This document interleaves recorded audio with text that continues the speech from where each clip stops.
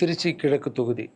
So நிறைய பேர் இடத்துல பார்த்தீங்கன்னா திருச்சி தொகுதியில் லாரன்ஸ் மாஸ்டர் நிற்கிறாரு. நிறைய பேர் அண்ணா நீங்கள் வாங்கண்ணா, நீங்கள் வந்தால் நாங்கள் ஓட் போடுறோண்ணா, வெல்கம்ண்ணா இதெல்லாம் சொல்கிறீங்க. நான் ஷூட்டிங் போகிற இடத்துல நான் ஏதாவது ஆஃபீஸ் போனால் கூட வாங்க எம்எல்ஏ சார் திருச்சி தொகுதியில் நிற்கிறீங்களா, எல்லாரும் சந்தோஷமாக கூப்பிட்டீங்க, அன்பாக கூப்பிட்டீங்க. உங்கள் அன்புக்கு எல்லாருக்கும் நன்றி.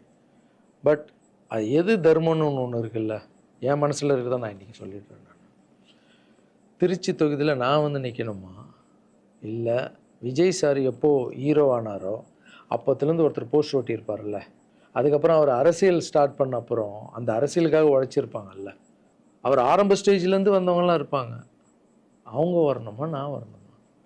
விஜய் சார் வீட்டில் இன்னும் எத்தனை பேர் திருச்சிக்காக வெயிட் பண்ணிகிட்டு இருக்காங்களோ நம்மளுக்கு என்ன தெரியும்?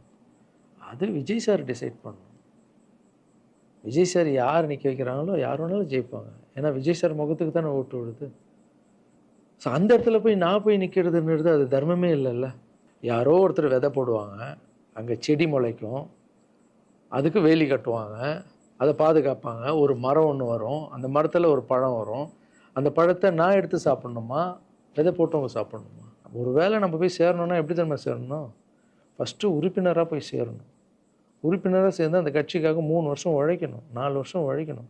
கட்சியுடைய எல்லா நலத்திட்டங்களையும் எத்தனை போய் வெளியே சொல்லணும். கடமையை செய் பலனை எதிர்பார்க்காதன்றது தான் என்னுடைய கோட்டை.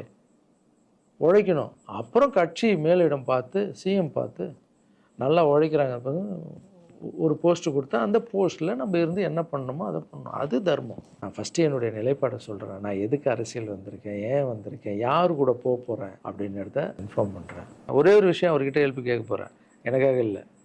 எப்படி நம்ம ஹெல்ப் கேட்க போகிறேன்? கலைஞர் ஐயா இருந்தார், அவர் இருக்கும்போது நான் ஒரு சில குழந்தைங்கிட்ட ஆப்ரேஷனுக்கெலாம் ஹெல்ப் கேட்டேன், அவரும் பண்ணார்.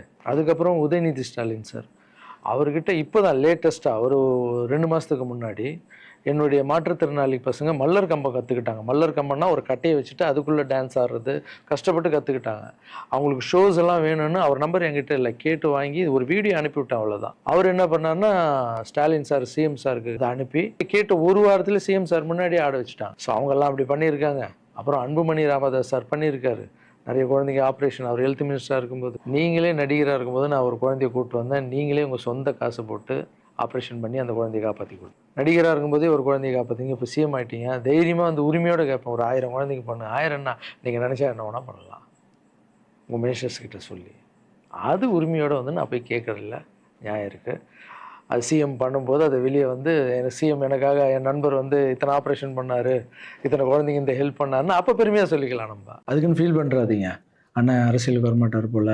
திருச்சி கிழக்கில் தான் நிற்கலன்னு சொன்னேன், அதுதான் தர்மம் இல்லைன்னு சொன்னேன், வேற எங்கேயும் நிற்கலன்னு சொல்லல. இடமெல்லாம் செய்தி.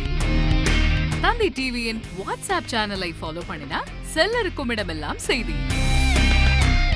இதோ QR கோட், இப்பவே ஸ்கேன் பண்ணுங்க, ஃபாலோ பண்ணுங்க.